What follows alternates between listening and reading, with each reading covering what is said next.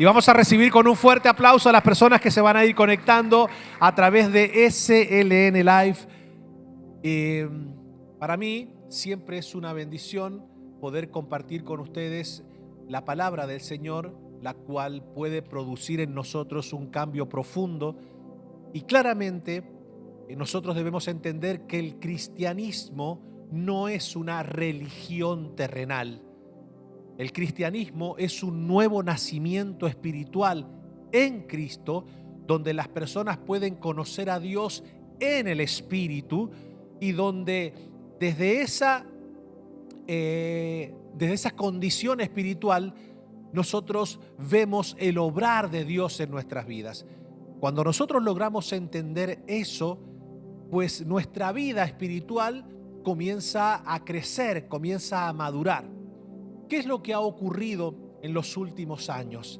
En los últimos años, tristemente, la teología cristiana, la doctrina cristiana, ha ido mutando y tristemente para muchos la fe cristiana es un vehículo que las personas utilizan para la adquisición de bienes materiales o para su realización personal. Es decir, hemos reducido la fe cristiana a el bien material al cual yo puedo alcanzar por medio de la intervención del Señor. Entonces la gente busca a ese Dios que le puede dar el cumplimiento de sus sueños, busca a ese Dios que le puede dar esos bienes materiales, y cuando pues claramente la doctrina te va introduciendo en hábitos espirituales, las personas muchas veces se resisten a esa vida espiritual.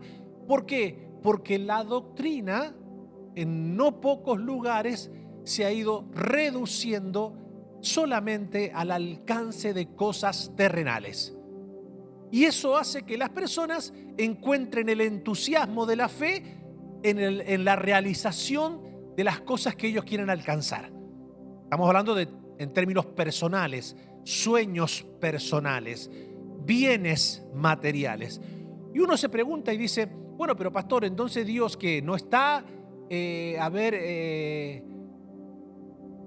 no está dentro de los parámetros de Dios, de la voluntad del Señor, bendecirnos materialmente. No, claro que sí, eso está dentro de sus planes y está dentro de su palabra. No está dentro de la voluntad del Señor conceder aquellos deseos que son de nuestros corazones. No, claramente la Biblia lo dice, que nosotros, pues si nos deleitamos en Él, Él concedería las peticiones de nuestro corazón.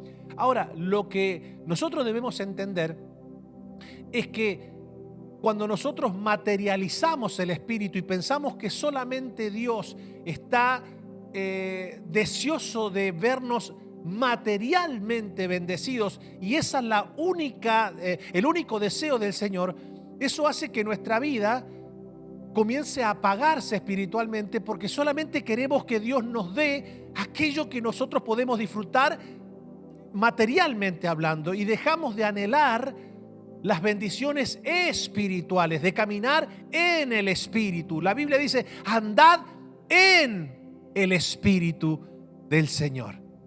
Entendiendo esto, nosotros vamos a ir amplificando nuestro conocimiento del Señor, porque es muy importante que los creyentes del siglo XXI recuperen la pasión por andar en el Espíritu, por caminar en el Espíritu del Señor. Y por eso que le he titulado a esta serie de enseñanzas que voy a compartir con ustedes, Armas Espirituales. ¿Por qué? Porque usted y yo necesitamos reconocer que el cristianismo trasciende el bien material, es mucho más que la realización personal. El cristianismo es un nuevo nacimiento espiritual, y en esa condición espiritual nosotros recibimos poder de Dios por medio del Espíritu Santo para caminar en victoria en esta tierra, para destruir las obras de Satanás, para manifestar la gloria del Señor. Ese es el anhelo del Señor, que tú y yo caminemos en esta tierra en el poder del Espíritu Santo, manifestando su poder, su gracia, su favor. Ese es el deseo del Señor. El anhelo del Padre Celestial es ver a sus hijos caminar en esa dimensión espiritual, en ese nuevo nacimiento en Cristo. ¿Por qué? Porque Dios es espíritu. La iglesia es un cuerpo espiritual, no es una denominación terrenal. No es que a nosotros nos va a ir bien porque me tengo que afiliar a la denominación religiosa que pues más me apetezca. Esto no es esto no es un buffet de religiones. El evangelio no es un buffet de religiones donde Dios está en todos los buffets. No, Dios no está en ninguna religión. Pero pastor, ¿cómo que Dios no está en ninguna religión? Dios no está en ninguna religión. Porque Dios no es religión, Dios es espíritu, Dios es vida, Dios es justicia, Dios está vivo, Dios es real, Dios es omnipotente. Por eso que la religión consiste en la osadía del hombre de querer monopolizar a Dios. ¿Qué es lo que caracteriza por lo general a las religiones? Que ellos se adjudican que Dios está solamente en su secta religiosa. Y ellos le dan directrices a Dios. Ellos monopolizan la soberanía del Señor.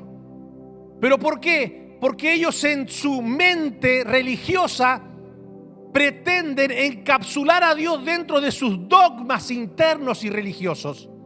Cuando en realidad Dios es un Dios soberano, eterno, glorioso, que se manifestó a la humanidad hace más de 2000 años en la persona de su Hijo Jesucristo. Dios se hizo hombre en él. Dios mismo se hizo carne en la persona de Cristo. Le dijo al mundo: hey, aquí estoy yo. Tanto que ustedes durante miles de años estaban buscando a ver dónde estaba Dios. Bueno, aquí estoy, Emmanuel, Dios con ustedes. Voy a tomar su lugar en la cruz del Calvario para que ustedes puedan tener vida eterna si creen en mí.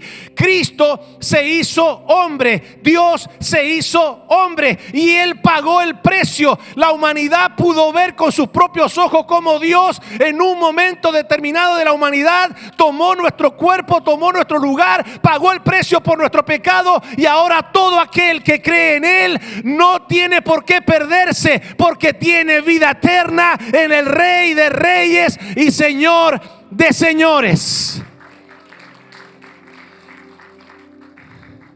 Entonces, entendiendo esto, nosotros vamos a ir aprendiendo lo importante que es introducirnos, caminar en esa vida espiritual. Mire, mi hermano, yo le puedo asegurar, como nunca antes en la historia del cristianismo, estamos a un paso de un precipicio sin retorno. Estamos caminando en la cuerda floja, y es importante que todos entendamos que nuestras armas para pelear la buena batalla de la fe, para pelear las situaciones que se nos presentan en la vida, son armas espirituales. Son armas espirituales. No podemos vencer un enemigo espiritual con estrategias humanas. Esto es imperativo que lo entendamos. Así como hay un Dios eterno, bueno, glorioso, que nos ama y que anhela el bien para sus hijos, usted y yo debemos entender que tenemos un enemigo espiritual que nos odia, que anhela vernos destruidos, apartados, apagados. Tenemos un diablo que desea ver tu familia y mi familia en la más paupérrima miseria. Satanás se goza cuando ve a los hijos de Dios espiritualmente desarmados. ¿Por qué? Porque Él sabe que nuestros gritos terrenales no le hacen ningún efecto espiritual a Él. Nuestras frustraciones humanas no le generan ningún tipo de misericordia a Él. Nuestras prepotencias humanas tampoco lo van a intimidar a Él. A Él lo que le intimida es cuando un hijo de Dios nace de nuevo en Cristo y esa persona toma las armas espirituales que Dios nos ha dejado para que podamos pelear la buena batalla de la fe. Cuando un hijo, una hija de Dios está en el fuego del Espíritu, cuando está encendido en el Espíritu, no hay diablo, no hay demonio, no hay infierno, no hay enemigo, no hay Satanás, no hay diablo, no hay nadie que pueda detener el destino de gloria para aquellos que pelean espiritualmente. Entonces esto no es un juego. Esto no es, Satanás quiere que nosotros veamos a Dios como una religión de enajenados sociales. No es un juego. Esto es una verdad eterna, gloriosa. Y mira lo que dice la Escritura para ir entrando en lo que Dios quiere hablarnos. Dice el apóstol Pablo, pues, aunque andamos en la carne, lo que está diciendo ahí no es que anda en las obras de la carne. Lo que Pablo está diciendo es, aunque andamos en un cuerpo físico, no militamos. Y note usted la palabra que utiliza Pablo, es una palabra militar. No militamos. Pablo sabía que estamos en una situación espiritual de enemistad con el enemigo de nuestras almas, que es Satanás. Dice, no militamos según la carne, porque las armas de nuestra milicia no son carnales, sino, ayúdame a leer, sino poderosas en Dios para la destrucción de fortalezas, derribando argumentos y toda altivez que se levanta contra el conocimiento de Dios y llevando cautivo todo pensamiento a la obediencia a Cristo.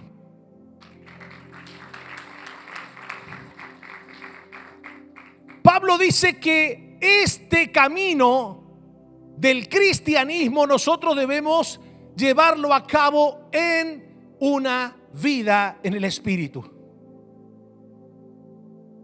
Hay mucha gente que se está decepcionando de Dios, pero no porque Dios no le conteste, sino porque ellos no oran.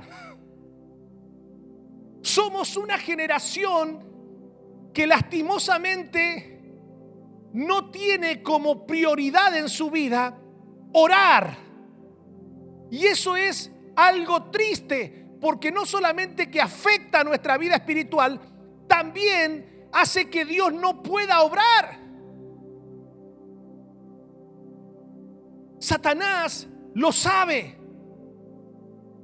El diablo aborrece vernos orar. Y cuando digo vernos orar, estoy hablando de esa oración genuina, de esa oración que se practica en la sinceridad, en la intimidad con nuestro Padre Celestial. Entonces, para ir entrando en materia, Dios nos ha dejado varias armas espirituales para que nosotros podamos ser más que vencedores en Cristo Jesús. Una de esas armas es la oración. Ustedes imagínense en una guerra que el army mande a todos a pelear al campo de batalla en chancleta, pantalones cortos y una musculosa. Y todo el ejército enemigo viene con un arsenal, chalecos antibala, casco, ametralladora. Y entonces van todos los soldados del army en chancleta, pantalón corto y una camiseta. Pregunto, ¿existe posibilidad de triunfo de ese ejército hacia el otro que viene con un arsenal para destruir? Entonces a mí me causa risa, mi hermano, ver cómo hay creyentes que se quieren parar delante del diablo a pelear una batalla espiritual totalmente desnudos, espiritualmente hablando.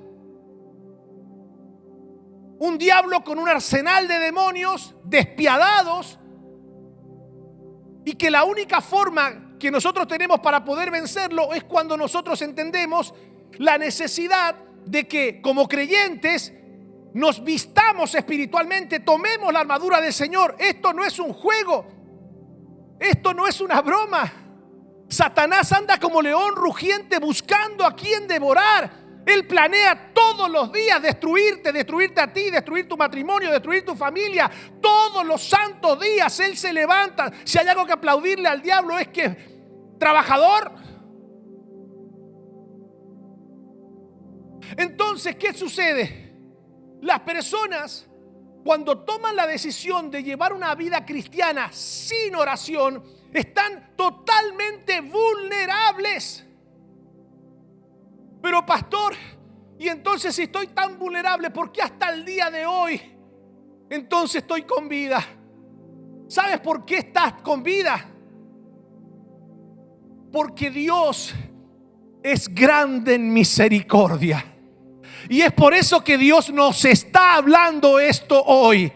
Porque Dios está viendo que claramente hay un Satanás, hay un diablo que tiene todo diseñado para ver tu vida totalmente destruida. Pero hay un Dios que nos habla por medio de su palabra para que volvamos a esa práctica espiritual de la oración, para que podamos apagar los dardos de fuego del maligno, para que podamos reprender las obras de Satanás. No tenemos a un Dios que no nos escucha, tenemos a un Dios que está dispuesto a escuchar la oración de sus hijos, intervenir en favor de nuestras vidas.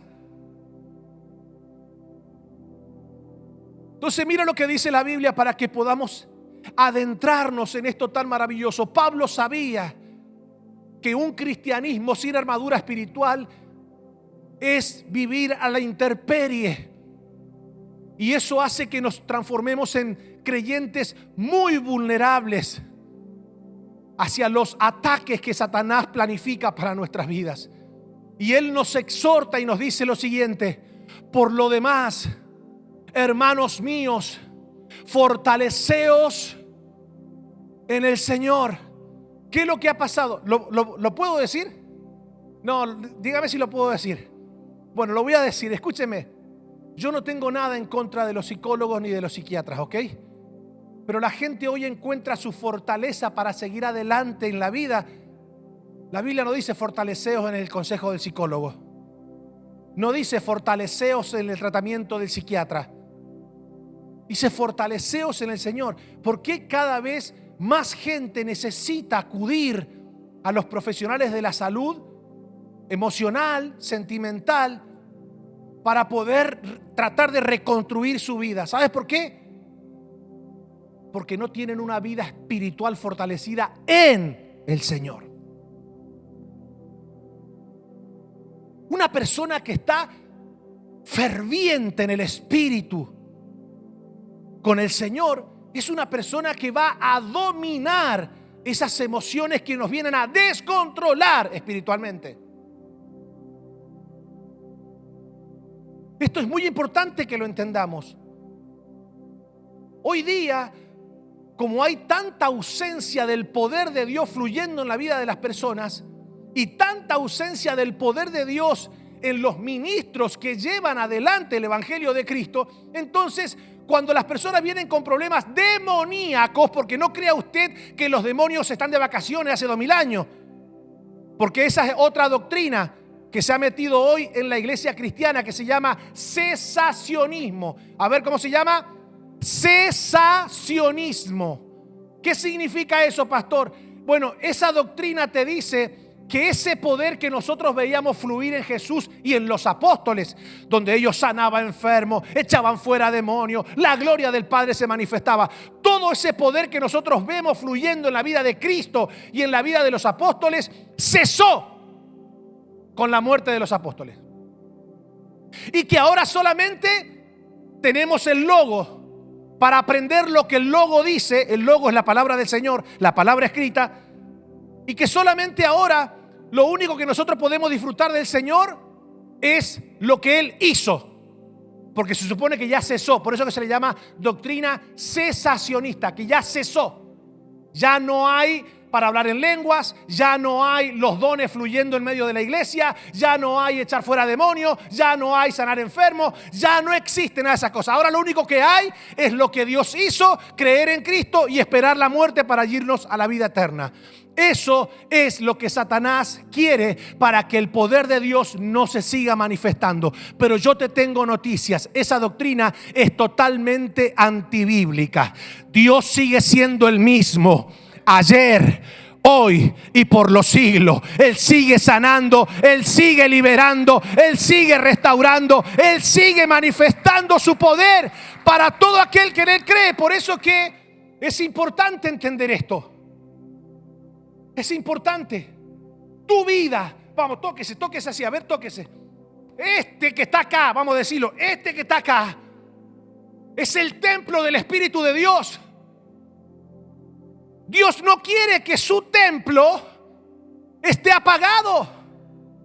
Dios no quiere que su templo esté profanado. Dios quiere que su templo esté rendido a los pies de Cristo para que el Espíritu de Dios pueda llenarlo y pueda fluir y la gracia del Señor se pueda derramar y el poder de Dios pueda fluir. Y entonces allí vas a comenzar a ver cómo los demonios que oprimen tu casa tendrán que salir corriendo, porque Satanás no le teme a los religiosos, Satanás le teme a los hombres y a las mujeres que están llenos del Espíritu Santo de Dios.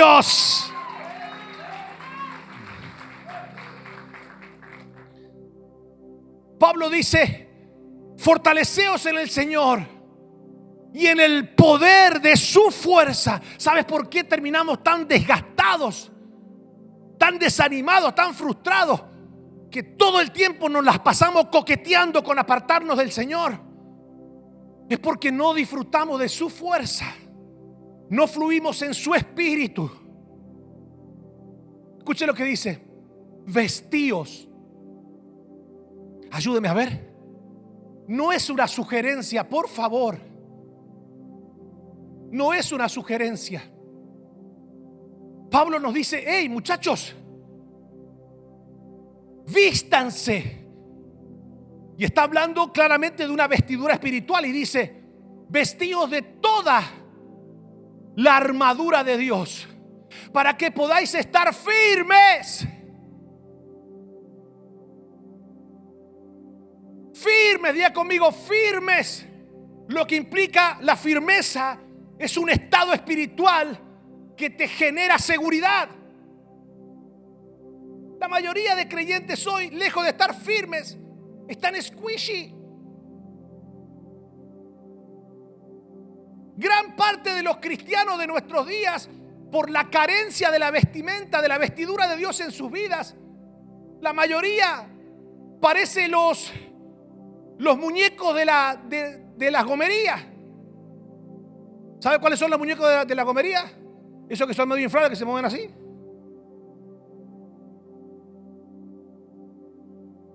Satanás le mete una caseta. ¡Ay! ¡Ay! O sea, son creyentes que sufren todos los ataques de Satanás. Y Satanás dice: ay, cómo me gusta cuando no encuentro resistencia. Cómo me gusta cuando encuentro a creyentes que no oran, que no me reprenden.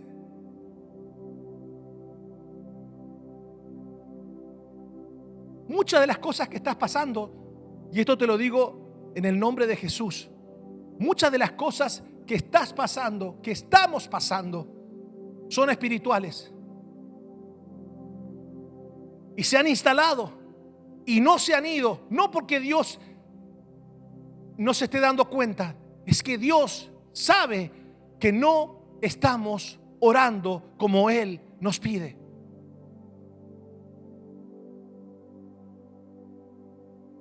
La Biblia dice que no debemos participar de las obras infructuosas de las tinieblas. ¿Y qué debemos hacer? Sino más bien reprenderlas. Por eso que en estos 21 días, mi hermano, si usted le dice al Espíritu Santo: entra a tu templo, ya no vivo yo, quiero que vivas tú en mí.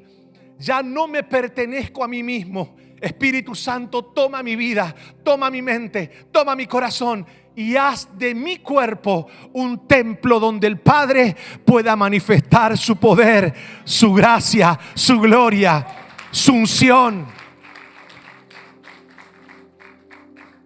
Pablo dice: toda la armadura de Dios para que podáis resistir contra las acechanzas de Satanás, porque no tenemos lucha contra sangre y carne, sino contra principados.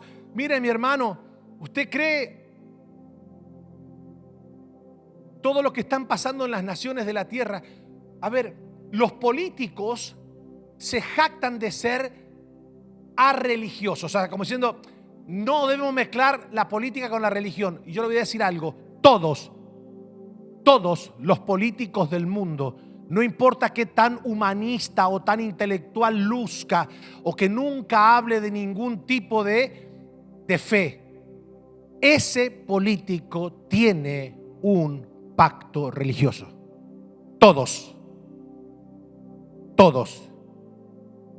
Comunista, de izquierda, de derecha, capitalista, todos tienen pactos religiosos. ¿Por qué? Ellos se presentan al pueblo en la mayoría de los casos haciéndole creer a la sociedad de que ellos no tienen nada que ver con la religión, que ellos no mezclan la religión con la política. Sí que la mezclan. Tienen a sus padrinos, a sus brujos, a sus sacerdotes, a sus curas, lo que sea, pero tienen una conexión con la religión. Vemos el caos en las calles de Venezuela, ¿sí o no? De un lado tenemos, ¿usted cree que la persona que está ahora al mando no tiene pactos espirituales? Ahora, ¿usted cree que la persona que está en la oposición, que quiere tomar el lugar, no tiene pactos espirituales? No. Si usted vio la manifestación ayer, el cuello, le faltaba cuello para tantos collares. ¿Se entiende? Porque ellos saben, a ver, aún los políticos, que ni siquiera muchos de ellos han entregado a Dios de verdad, ellos saben que gobierno es espiritualidad. Lo saben. Por eso que el Señor quiere que nosotros entendamos que esto es mucho más. Ay, este descarado, que salga la otra, que venga la otra. No, esto no se gana así. Esta batalla no se gana poniendo cosas. Ay, fulano fire. ¿Qué fulano fire? Esto se gana poniéndose una sociedad de rodillas, reprendiendo las obras de Satanás. Si el pueblo de Dios se pone de rodillas, si el pueblo de Dios clama, si el pueblo de Dios se arrepiente de sus pecados, si el pueblo de Dios realmente,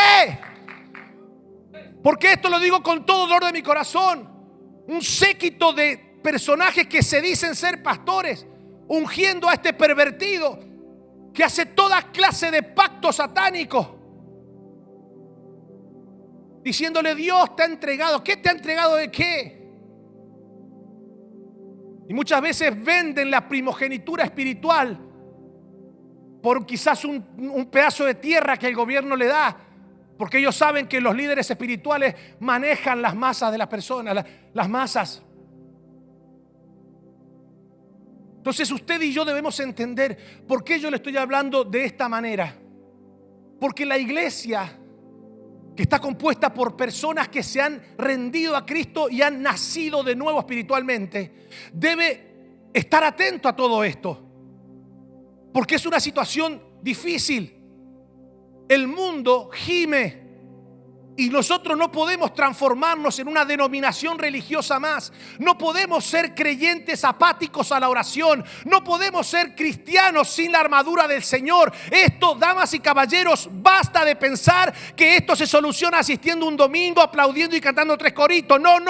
Esto es volver al fuego de la oración, al fuego del primer amor, al fuego del clamor, al fuego de la intercesión, vestidos con toda la armadura de Dios. Tiene que haber un despertar espiritual. Esto es importantísimo que lo entendamos. Si no, vamos a ser personas que una y otra vez coqueteamos con la frustración, con el desánimo, con la depresión. Basta ya. Llegó un momento donde uno tiene que tomar decisiones importantes en la vida. Y en esas decisiones importantes usted se para delante del Señor y dice: ¿sabes qué, Señor? Yo no voy a ser un creyente del montón. No voy a hacer de la fe una religión más. No, Señor, ¿sabes qué? Aquí estoy delante de ti, Padre. Yo necesito que tú llenes mi vida de tu Espíritu Santo. Aquí está mi cuerpo, no tengo nada para ofrecerte. Lo único que puedo darte es mi vida, es mi corazón, es mi alma, es mi mente. Te quiero amar con todo mi ser y quiero que mi cuerpo se transforme en el templo de tu Espíritu. Quiero que tú, Señor, te glorifiques. Y lo invitas. Lo invitas. ¿Sabes qué rico es vivir en el fuego del Espíritu? ¿Sabes cuánto daño le hace a Satanás? ¿Sabes cuánta victoria te da caminar en el Espíritu, en el fuego? Ya está. Hay que tomar esa decisión. Hay que sacudirse ya.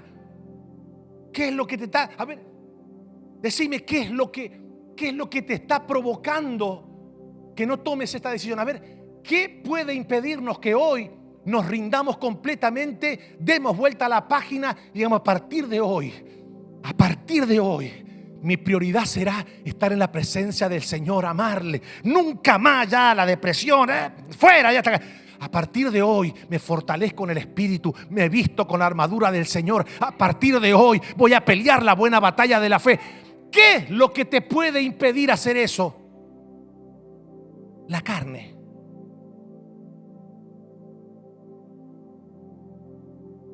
La carne. Ya está bueno, en serio. Ya está bueno de ese sensacionalismo.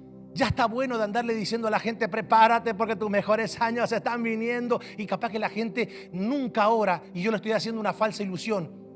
Yo le voy a decir algo: si usted y yo, si nosotros continuamos en esa dirección de no orar, de no llevar una vida fervorosa en la oración, olvídese de los mejores años que están por venir. Olvídese, eso no existe. Eso es una motivación tonta. Eso no existe. Porque Dios tiene cosas más importantes que enseñarnos, que tiene que ver con su espíritu. Y en esa vida espiritual es que se desprenden no solamente las bendiciones espirituales, no solamente las protecciones espirituales, no solo las victorias espirituales, también se desatan bendiciones materiales.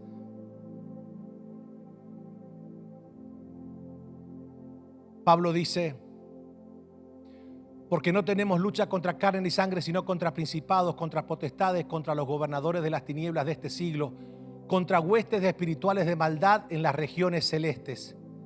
Sigue diciendo: por tanto, tomad toda la armadura de Dios. Fuerte, a ver. Toda la armadura de Dios, para que podáis resistir en el día malo. Noten ustedes que es interesante. ¿Se puede pelear la buena batalla de la fe sin la armadura del Señor? ¿Se puede resistir en el día malo sin la armadura del Señor? No. ¿Y qué dice? Y habiendo acabado todo, otra vez, estar firmes. Dice otra vez: estad pues firmes. Pablo insiste en esa condición. Ceñidos vuestros lomos con la verdad. El cinto, que es lo que sostenía toda la vestidura, lo que le daba justeza, firmeza. ¿Usted para qué se pone un cinto? Para que no se le caiga la ropa y se vea su desnudez. Bueno, lo que está diciendo Pablo es: ustedes se ponen el cinto de la verdad, lo que hace que nuestra vida pueda estar firme en el Señor. Es cuando tenemos con claridad, cuando tenemos una doctrina clara de la verdad del Señor. Sigue diciendo Pablo: y vestidos con la coraza de justicia, y calzados los pies con el apresto del evangelio de la paz. Sobre todo, tomad el escudo de la fe, con que podáis apagar todos los dardos de fuego del maligno. Y tomad el yelmo de la salvación y la espada del Espíritu, que es la palabra de Dios. Y noten ustedes, ya una vez que Pablo nos habla de toda la armadura del Señor que cubre todo el cuerpo del soldado, por eso que va mencionando cada parte donde en un ataque de guerra, si nosotros recibimos un impacto, puede causarnos la muerte. Habla de la coraza que nos cubre el corazón, habla del yelmo que nos cubre la cabeza, habla del escudo que nos protege de los dardos de fuego del maligno. Claramente en aquel entonces tiraban saetas para poder pelear, y las saetas iban con flechas en ocasiones llenas de fuego en la punta, y cuando pues yo tenía un escudo de cuero, entonces eso se incrustaba en el escudo. ¿Y qué pasaba? Se encendía el escudo. ¿Y qué tenía que hacer el soldado? Botarlo, porque si no se prendía fuego. ¿Qué hacían entonces los soldados? Sumergían el escudo en agua, que es la palabra del Señor. Entonces cuando lo levantaban y venía la saeta, los dardos se apagaban. Cuando estamos sumergidos en la palabra del Señor y tomamos el escudo de la fe, ningún dardo del maligno podrá incendiar nuestra vida. Por el contrario, vamos a apagarlo en el nombre de Jesús.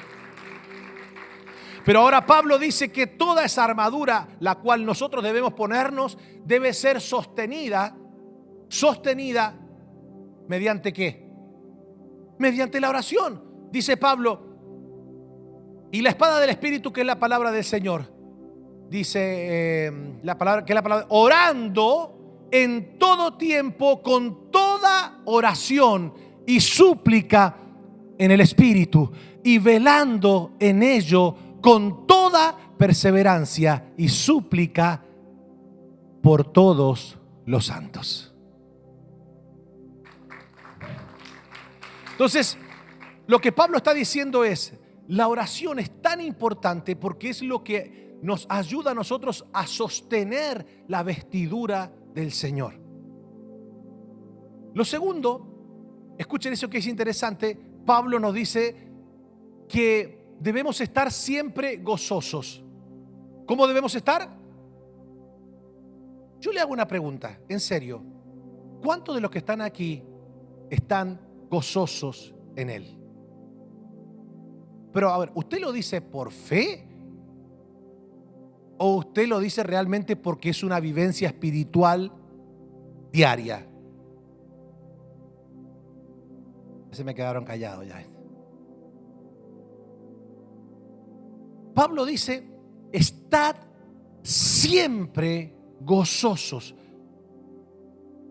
A ver, el gozo, la diferencia entre gozo y alegría es la siguiente. La alegría es aquel contentamiento que se genera por alguna buena noticia que me ocurrió afuera. ¿Se entiende? El gozo es esa convicción de victoria por más que afuera esté teniendo una batalla. Entonces, ¿por qué una persona nunca pierde el gozo? ¿Porque nunca enfrenta problemas? No, porque tiene una certeza espiritual de que Dios está en control de su adversidad. Y eso hace que la persona mantenga el gozo. Pero cuando una persona confunde gozo con alegría, ¿cómo te das cuenta que una persona está confundiendo el gozo con alegría? Porque la persona que tiene alegría es una persona que mientras todo marche tranquilo alrededor de ello, son personas que van a estar aparentemente felices. Pero a la mínima adversidad que se le presenta, ya eso pasa de ser una persona alegre a ser una persona angustiada, triste, deprimida. Y eso claramente Pablo dice, muchachos, deben estar gozosos. Y esa vida gozosa te la va a dar cuando aprendemos a orar sin cesar. Por eso que Pablo, una vez que dice, estad siempre gozosos, inmediatamente dice, orad sin cesar. ¿Por qué? Dad gracias en todo. Noten ustedes que no dice, dad gracias por todo. Dice en todo. Yo no doy gracias a Dios por una enfermedad que afecta a mi cuerpo. Doy gracias a Dios en la enfermedad porque Él es mi sanidad. Doy gracias a Dios en mi adversidad porque Él es mi victoria. Doy gracias a Dios en mi problema económico porque Él es mi provisión. ¿Se dan cuenta? Yo no le doy gracias a Dios por algo malo, sino que en medio de esa circunstancia, al parecer mala, yo le doy gracias porque sé que Él es mi victoria. Él es el que todo lo puede. Ahora, ¿por qué? Porque esta es la voluntad de Dios para con vosotros en Cristo Jesús. Y noten ustedes, no apaguéis al Espíritu. ¿Cómo se puede apagar el Espíritu, pastor? Deje de orar. Cuando un creyente deja de orar en el Espíritu, se aparta de la oración, no existe el me aparté de la oración pero no de Dios. Quien se aparta de la oración se apartó de Dios. Pero pastor, si yo vengo, no. Que tú vengas a estas 4 paredes. A ver, voy a ir. ¿Can I go deeper? Ok. Una persona puede venir, servir en la puerta, en el parqueo, en la cafetería, yo predicar en el altar. Si la persona se apartó de la oración, no crea que está cerca del Señor. Y tengo otra noticia: Dios no quiere estar cerca tuyo. Diga conmigo, ¿cómo? Dios no quiere estar cerca tuyo. Eso es una mentira teológica también. Dios quiere estar adentro tuyo. ¿Qué es eso de que estar cerca? ¿Cerca de qué? Yo no quiero que Dios esté cerca de mí. Yo quiero que Dios esté adentro de mí, porque la promesa no es que Él va a estar cerca mío. La promesa es: vendremos y haremos morada adentro de ti.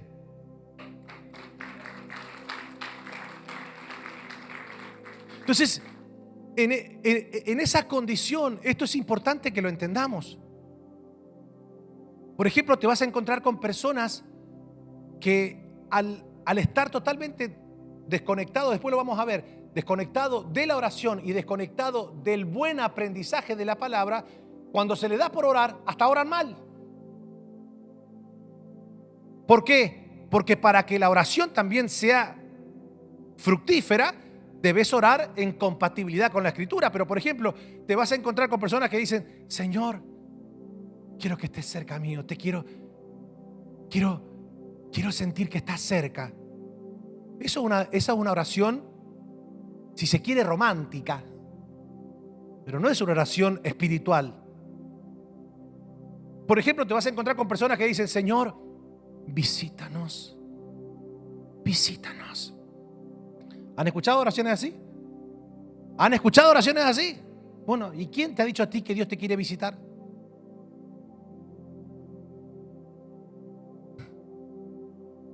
¿Cuál es la característica de una visita? Viene alguien a tu casa, te viene a visitar. ¿Qué hace? ¿Está con vos? ¿Después qué hace? Se va. Dios no te quiere visitar. Dios te quiere habitar. O sea, cuando Dios se muda completo: el Padre, el Hijo y el Espíritu Santo. Y no quiere parte de tu corazón, quiere todo tu ser. Amarás al Señor con toda tu mente, con toda tu alma, con todo tu corazón y con todas tus fuerzas. Entonces, esto es importantísimo. ¿Qué debe hacer toda persona en estos días donde, mire, mi hermano, hay un mover demoníaco terrible? Y muchos cristianos están padeciendo esos ataques satánicos a sus vidas, a sus familias, y no saben qué hacer. No saben cómo salir de esa situación. ¿Por qué? Porque no están acostumbrados a pelear espiritualmente. Pero Dios en este día dice: hey, muchachos, se acabaron las vacaciones espirituales. Se acabó la apatía a la oración. Se acabó el vivir de suspiros emocionales. ¿Hasta cuándo, Señor? No, no, no, no, no, no. Dios no trabaja así. Perdone que se lo diga, pero Dios no trabaja así. Dios trabaja con aquellas personas que se paran en la brecha y dicen: Señor, vengo delante de tu trono creyendo que tú eres el Rey omnipotente. Padre, en el nombre de Jesús, reprendo toda fuerza de las tinieblas, toda obra de Satanás en medio de mi vida, de mi casa. Yo la reprendo en el nombre poderoso de Jesús de Nazaret, Señor, y creo fervientemente que tú eres el que me das la victoria en medio de esta adversidad. Creo con todo mi corazón que toda arma forjada de las tinieblas no prospera contra mi vida, contra mi casa, contra esta ciudad. Y Señor, creo con todo mi corazón que tú eres el que nos das la victoria en medio de estas circunstancias, Señor. Lo creo, lo creo, lo creo.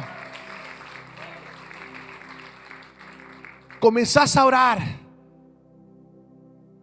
Comenzás a pararte en la brecha.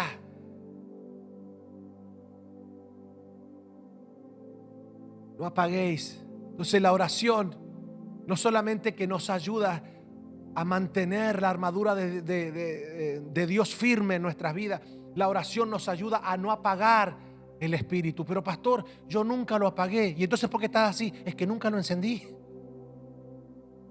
Está bien, puede ser una opción. Porque si alguien conoció al Señor religiosamente, entonces su luz, la luz de Jesús, nunca se encendió. Por ende, capaz que este lenguaje dice: ¿pero qué está hablando? ¿Encender de qué? Yo desde que me conozco estoy apagado.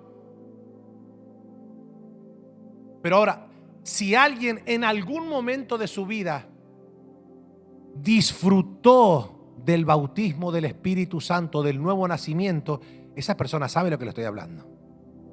Por eso que cuando el Señor a la iglesia de Éfeso le dice: muchachos, ustedes deben volver al primer amor, no hace falta que el Señor se extienda mucho en explicarles.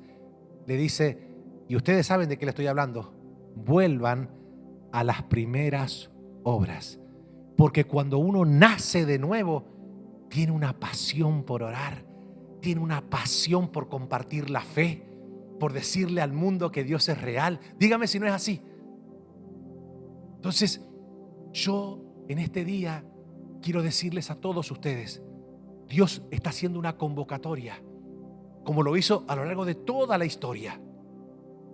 Está convocando a sus hijos, está convocando a su pueblo. Vengan y vuelvan a la oración. Vuelvan a amar el secreto con el Padre. Vuelvan.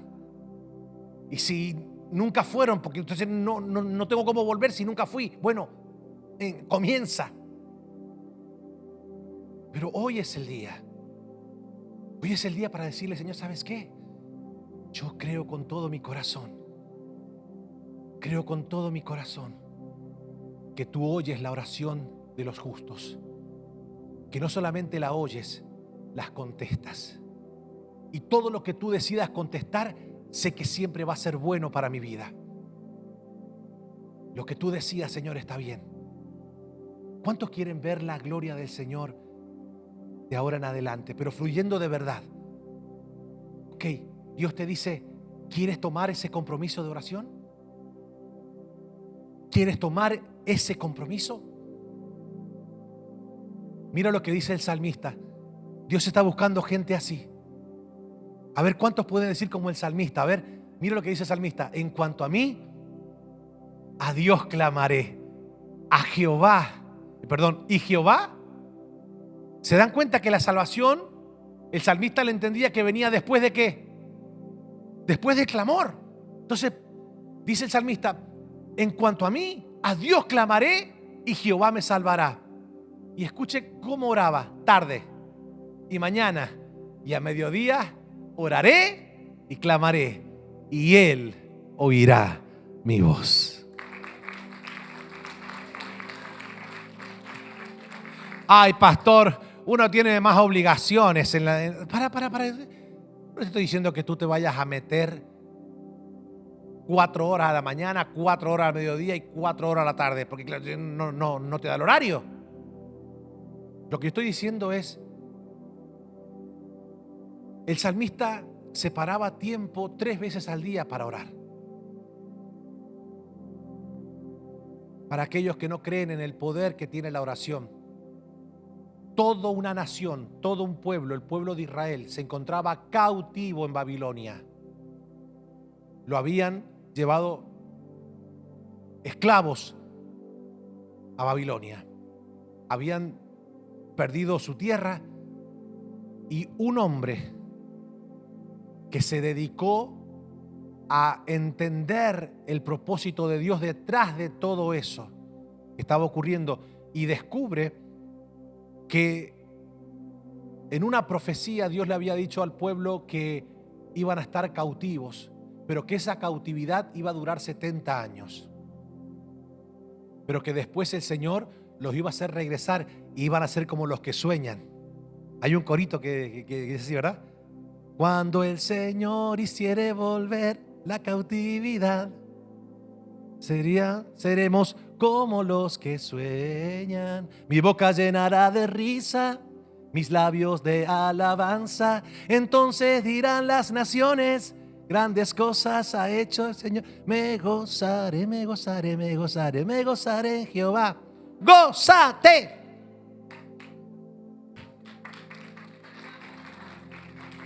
Nosotros la cantamos, pero eso es producto de un hombre que entendió la profecía, que entendieron los tiempos y que se puso a orar.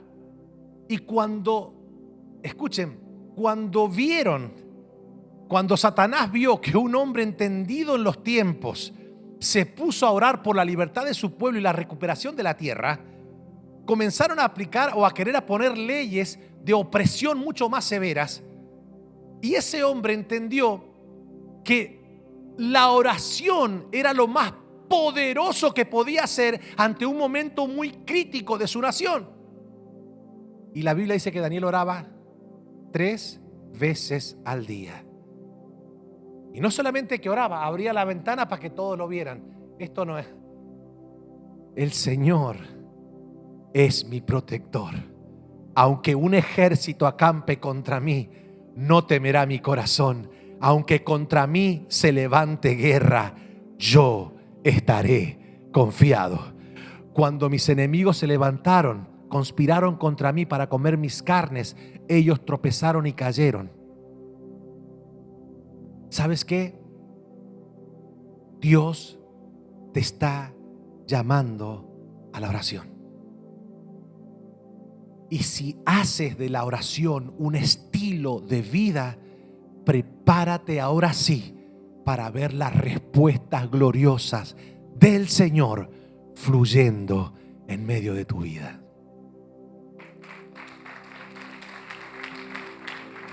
Vamos a seguir. Jaime, escuchen, la oración no solo que nos ayuda y nos mantiene la armadura del Señor firme, la oración también nos ayuda a no apagar el espíritu. La oración nos ayuda a ver la respuesta de Dios a nuestros clamores, pero también la oración hace que la justicia de Dios se manifieste. O sea, todo lo que estamos viendo, ¿lo puedo decir? Mire, cuántas depresiones nos hubiésemos ahorrado si hubiésemos tenido la cultura de orar. Porque gran parte, por no decir todos los problemas que estamos enfrentando, tienen solución mediante la oración. Porque la oración es lo que es un ejercicio espiritual que yo le hago a Dios para que Él pueda intervenir, para que Él se pueda manifestar. Entonces, dice la Escritura, también le refirió Jesús una parábola sobre la necesidad de orar siempre y no desmayar. ¿Se dan cuenta? Jesús también hablando de la oración. Y dice, había en una ciudad un juez que ni temía a Dios ni respetaba a hombre. Había también en aquella ciudad una viuda, la cual venía a él diciendo, hazme justicia de mi adversario. Y él no quiso por algún tiempo, pero después de esto dijo dentro de sí, aunque ni temo a Dios ni tengo respeto a hombre, sin embargo ¿por qué esta viuda me es molesta? Le haré justicia, no sea que viniendo de continuo me agote la paciencia. Y dijo el Señor: oíd lo que dijo el juez injusto. Por favor, yo quiero que entiendan algo. Jesús está introduciéndonos en una parábola para enseñarnos la necesidad, fuerte, diga conmigo, necesidad de orar algunas veces, siempre, y no desmayar. ¿Lo puedo decir? Hay gente, mi hermano, que en sus países eran gente de oración. Pisaron el suelo americano y le echaron un balde de agua fría, mi hermano. Allá oraban, clamaban, y claro, porque si no oraban, no clamaban. Como no podían inventar porque eran cristianos. Así que ahora tenían que orar para que Dios le proveyera, para que Dios le diera. Porque si no orabas, ¿cómo hacía? Dios lo trae acá, le contesta la petición y Dios está esperando que hagas el voto que le hiciste. Si la mayoría, vamos, en mi caso yo conocí al Señor acá en este país, pero quienes conocieron al Señor en sus países y vinieron para acá, no se haga el que no le hizo esa promesa al Señor, ese voto. La mayoría le dijo: Señor, si tú me llevas para la Yuma, allá te voy a servir. Y allá voy a decirle a todos los yanquis que se metan en el fuego, que sean gente de oración. Y el Señor está diciendo: vos querés que yo te... dale, perfecto, me encantó. De hecho, estoy buscando soldados para que vayan allá a los yanquis que están bastante fríos en la oración. Y a ti te veo ferviente, así que vamos para allá. Lo que sí, cuando llegues allá no te me va a enfriar. Yo enfriarme. Y ya el gallo cantó más de 20 veces.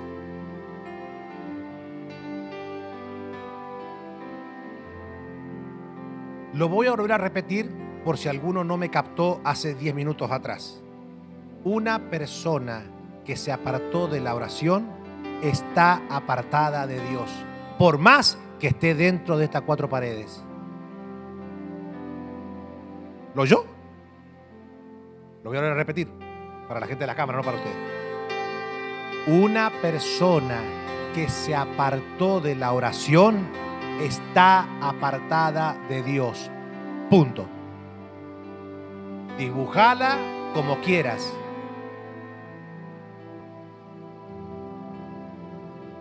Pero entonces, pastor, yo hace ya tiempo que no oro. Por eso es que el Señor te está diciendo: return. Return. Coming back. Come back. Return.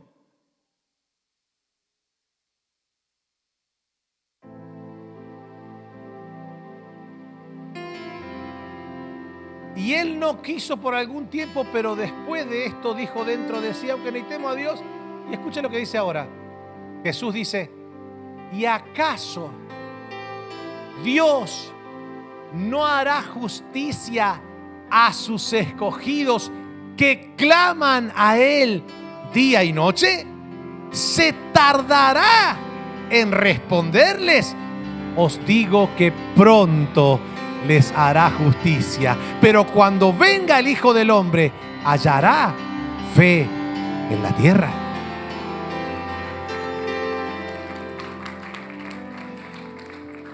Míreme, con esto terminamos. Míreme todo el mundo. ¿Se dan cuenta de algo importante que el Señor nos está enseñando en la parábola? De repente Jesús viene hablando de la necesidad de orar siempre y no desmayar. ¿Sí o no? ¿Sí o no? Y culmina diciendo: pero cuando venga el Hijo del Hombre, ¿hallará fe en la tierra? Porque ¿cuál es una de las características de la gente de fe? Que son gente de oración. Pero lo que está dejando saber también el Señor acá es: cuando el Hijo del Hombre venga, que habla de la segunda venida del Señor, cuando venga, ¿hallará gente de oración en la tierra? El cristianismo de nuestros días es muy parecido a este cuadro de creyentes que no oran, creyentes que piden que los demás oren por ellos. ¿Sí o no? Oren por mí, oren por mí. ¿Está mal? No, no está mal. Lo que está mal es poner a toda la iglesia a orar por ti y tú no orar. Poner a todo un equipo de trabajo a ayunar, porque hay gente que no solamente pide oración, ayunen por mí, también te dicen. O sea, ¿querés que la gente, o sea, mientras están ayunando vos te estás atragantando? Y mientras están orando vos te estás perdiendo el tiempo allá a saber en qué planeta estás por allá. Entonces Dios, conociendo el estado espiritual de nuestros días, Dios dice, hey, siglo XXI, cristianos del Century 21, 21st Century, cristianos, hey, aquí estoy, te dice el Señor. What's wrong with you? ¿Qué está pasando con tu vida espiritual? ¿Qué está pasando con tu primer amor? ¿Qué está pasando con el llamado a la intercesión, a la oración? Vamos, vamos. Necesito un ejército que se pare en la brecha. Necesito gente de oración que le crea, que le crea, que le crea a Dios. Necesito gente que se pare y que diga, ¿sabes qué? A partir de hoy mi prioridad será estar en la presencia del Rey de Reyes. A partir de hoy no tengo más excusa. Mi cuerpo es el templo del Espíritu de Dios. Vamos, póngase de pie en esta mañana y dígale, Señor, aquí está mi vida. Aquí está mi vida. Rima, soy yo,